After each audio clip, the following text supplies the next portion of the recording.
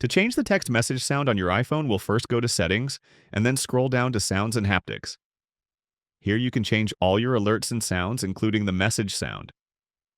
Tap Text Tone, and you can choose from a long list of different options. In the text tone settings, you can choose from a long list of options. There's a list of current iOS alert sounds, and there's a separate sub-menu for classic alert sounds that you might be familiar with if you've used older versions of iOS. Unfortunately, there's no easy way to add a custom song or sound as your text message alert. There is a tone store, which allows you to purchase custom tones, including a lot of popular songs, but also famous quotes from movies and sound effects are available. If you really want to use a custom song, you could import a song into GarageBand, trim it down to under 30 seconds, and then export it as a ringtone. That way it'll appear in your ringtone and text tone options.